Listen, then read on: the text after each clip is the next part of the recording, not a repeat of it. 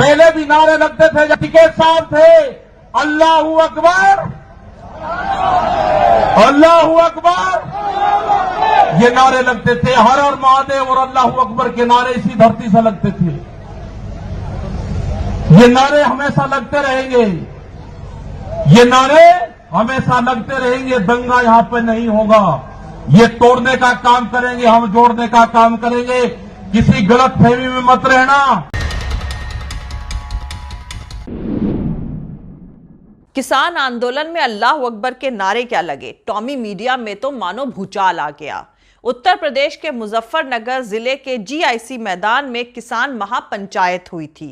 इस महापंचायत में हरियाणा, पंजाब, राजस्थान, उत्तराखंड और बिहार से किसान पहुंचे थे और इस महापंचायत के दौरान किसान नेता राकेश टिकैत ने अल्लाह अकबर और हर हर महादेव के नारे लगवाए। टिकैत ने कहा कि अल्लाह अकबर और हर हर महादेव के नारे पहले भी साथ साथ लगते थे और आगे भी लगेंगे।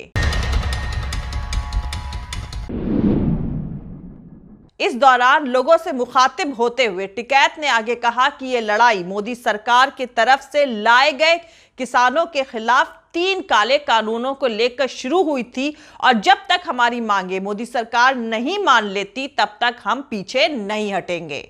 टिकैत ने कहा कि हमें फसलों पर एमएसपी की गारंटी चाहिए और जब तक हमारी मांगे नहीं मानी जाएंगी तब तक पूरे मुल्क में संयुक्त मोर्चा आंदोलन करेगा। बता दें कि इस दौरान महापंचायत ने 27 सितंबर 2021 को भारत बंद का ऐलान भी किया है।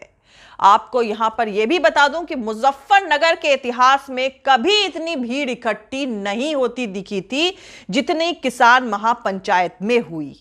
मैदान से लेकर बाजार तक हर तरफ लोग ही लोग नजर आ रहे थे।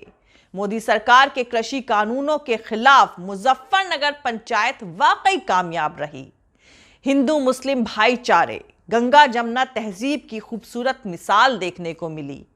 किसानों ने गोदी मीडिया का बायकॉट किया और कुछ सरकारी भोपू पत्रकार को वहां से लौटना पड़ा। वहीं बीजेपी के सांसद वरुण गांधी ने किसानों के सपोर्ट में ट्वीट किया, जिससे लग रहा है कि सियासी हवा का रुख बदल रहा है। वैसे मोदी के एग्रीकल्चर मिनिस्टर साफ साफ कह चुके हैं कि अगर तीनों बिल वापस लिए गए तो कॉरपोरेट का भरोसा हम पर से उठ जाएगा। इसलिए बात एकदम क्लियर है कि अगर बिल कैंसिल करवाने हैं तो कैपिटलिस्ट पूंजीपतियों की दलाल इस सरकार को जड़ से उखाड़ फेंकना होगा। 1988 में बाबा टिकैत और उनके लाखों साथी किसानों ने दिल्ली पहुंचकर बोट क्लब पर हुंकार लगाई थी कि खबरदार इंडिया वालों, दिल्ली में भारत आ गया है। दिल्ली सरकार थर्रा गई थी। ऐसा ही नजारा मुजफ्फरनगर में किसान महापंचायत में देखने को मिला, जहां लाखों की तादाद में किसान इकट्ठा हुए थे। दिल्ली में बैठी मोदी सरकार को किसानों की मुजफ्फरनगर में हुई यह हुंकार कितनी सुनाई दी, इसका अंदाजा इस वक्त लगाना थोड़ा मुश्किल है। लेकिन मुजफ्फरनगर यानी पश्चिम उत्तर प्रदेश में किसान महापंचायत को आंकड़ों के हिसाब से अगर देखा जाए तो थोड़ा बहुत समझा जा सकता है कि मोदी और योगी की मुश्किलें आने वाले दिनों में कितनी बढ़ने वाली है। आपको बता दूं कि पश्चिम उत्तर प्रदेश में विधानसभा की 148 सीटें हैं। बीजेपी ने 2017 के विधानसभा इलेक्शन में लगभग 135 सीटें जीती थीं। मुजफ्फरनगर वही इलाका है जहां से भारत में नफरत की सियासत को नया मुकाम मिला था और अब की बार पश्चिम उत्तर प्रदेश में एथनिक यानी रिलीजियस इक्वेशन यानी जाति और मजहबी सियासी इक्वेशन पूरी तरह से गायब है। बीजेपी के दबंग नेताओं को खदेड़ कर भगाया जा रहा है। बीजेपी सदमे में है। कुछ जानकारों का मानना है कि 2022 के विधानसभा चुनाव में बीजेपी 148 सीटों में से शायद 40 भी ना जीत पाए। अगर ऐसा होता है तो उत्तर प्रदेश में बीजेपी की हार तय है। उत्तर प्रदेश में होने वाले इलेक्शन में क्या होगा यह अभी कहना मुश्किल है, पर सर्वे में अभी से 2017 के मुकाबले बीजेपी की 75 सीटें कम दिखाई जा रही हैं। अगर पश्चिम उत्तर प्रदेश में बीजेपी को 100 सीटों से कम और 50 सीटों के नीचे मिलती है तो बीजेपी की हार 100% तय है। वैसे दोस्तों, किसान आंदोलन में जो सबसे अहम बात सामने निकल कर आई है वो ये है कि मुजफ्फरनगर दंगा बीजेपी ने ही करवाया था। ये पहले से ही ज्यादातर लोगों को महसूस होता आया है, लेकिन किसान नेताओं ने इस शक को पुख्ता कर दिया है। राकेश टिकैत समेत कई नेता बार बार कहते रहे हैं कि पश्चिमी उत्तर प्रदेश में बीजेपी ने हिंदू और मुसलमानों को आपस में लड़ाकर कुर्सी हासिल करी, लेकिन अब यह नहीं होने दिया जाएगा। 9 महीने से चल रहे किसान आंदोलन के दौरान उत्तर प्रदेश के किसानों ने पुरजोर तरीके से यह बात रखी है और हिंदू मुस्लिम एकता का पैगाम दिया है। हिंदू और मुसलमानों के बीच नफरत बीजेपी और संघ के लिए ऑक्सीजन है। अगर आम पब्लिक में यह लहर फैल जाए कि हिंदू और मुसलमान आपस में दुश्मन नहीं है और उन्हें सियासी मकसद से लड़ाया जाता रहा है, तो बीजेपी का खेल खत्म हो जाएगा। अगर इस नफरत को खत्म कर दिया जाए तो बीजेपी और संघ में ऐसी कोई सियासी काबिलियत नहीं है कि वो सत्ता में बने रहेंगे। बाकी मुल्क चलाने की उनकी समझ का तो कहना ही क्या। 70 साल में पहली बार माइनस में गोते लगा रही इकोनॉमी खुद इस बात की गवाह है कि वो मुल्क चलाने में कितने कैपेबल है।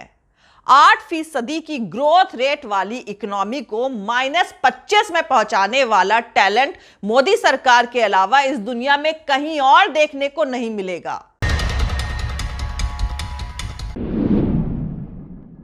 वैसे दोस्तों, किसान महापंचायत में अल्लाहू अकबर और हर हर महादेव के नारों के अलावा कुछ बेहद अहम बातें हैं जिनको जानने की जरूरत है, ताकि गोदी मीडिया जिस हकीकत को आप लोगों तक नहीं पहुंचने दे रहा है, मैं आपको उससे रूबरू करा सकूं। आपको बता दूं कि राकेश टिकैत ने लाखों किसान साथियों की इस महापंचायत को एड्रेस करते हुए कहा है कि मोदी सरकार ने पूरे देश को बेच दिया।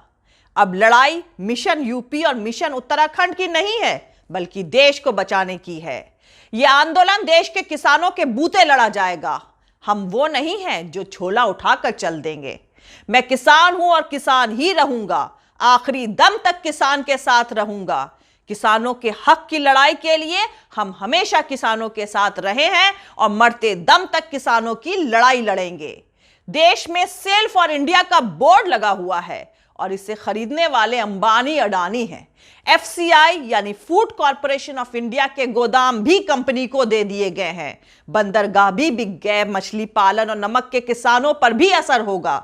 ये पानी भी बेचेंगे। रेल, बिजली, सड़कें, FCI के गोदाम, बंदरगाह सब प्राइवेट कंपनियों को बेच दिए गए हैं।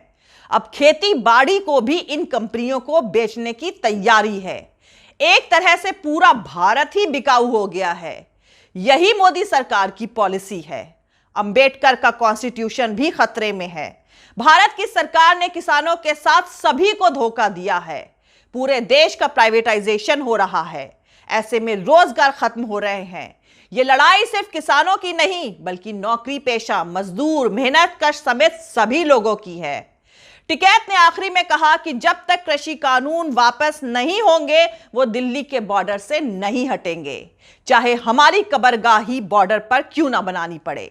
इसके लिए सरकार को वोट की चोट देनी होगी।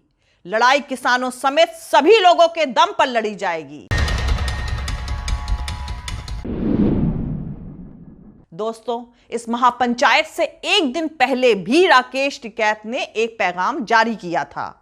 उनके मुताबिक मोदी सरकार से किसान कोई उम्मीद ना ही करे तो ठीक है। किसान को अब सत्ता में बदलाव की लड़ाई खुद लड़नी होगी।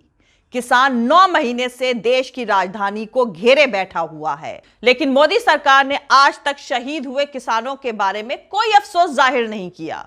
यह सरकार किसानों के हक में कुछ कदम उठाएगी, ऐसी उम्मीद नहीं दिखती है। हमें अपनी पगड़ी के साथ साथ फसल और नस्ल भी बचानी है, वरना आने वाली पीढ़ियां हमें माफ नहीं करेंगी। इसके लिए फिर से भारत में आजादी की लड़ाई छिड़ चुकी है। तीनों कृषि बिल पूरी तरह से देश को विदेशी हाथों में सौंपने की तैयारी है। पहले एक ईस्ट इंडिया कंपनी भारत में आई थी, उसने देश को गुलाम बना लिया था, और अब तो ईस्ट, वेस्ट, नॉर्थ और साउथ सभी तरफ से अनगिनत कंपनियां देश को निगलने के लिए अपना जाल फैला चुकी हैं।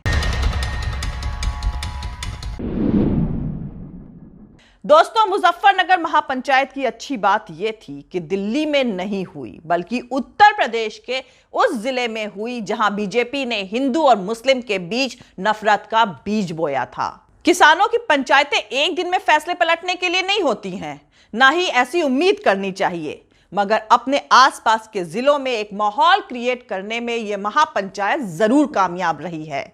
इसकी धमक पूरे उत्तर प्रदेश और दिल्ली में महसूस करी गई है। धीरे धीरे लोग महसूस कर रहे हैं कि इस कम्युनल बीजेपी सरकार और इसके टीवी चैनलों का जवाब ये महापंचायतें ही हैं। निजी तौर पर बेबस और उदास हो चुकी जनता में इस महापंचायत ने बहुत उम्मीदें और हिम्मत भरी है। जो काम किसान कर रहे हैं वो सभी ऑपोजिशन पार्टीज को एक साथ मिलकर करना चाहिए। कुछ ही महीने में उत्तर प्रदेश के चुनाव हैं और अगर सपा, बसपा, कांग्रेस और लोक दल भी किसानों से कुछ नसीहत ले तो समझ लीजिए योगी की विदाई तय है।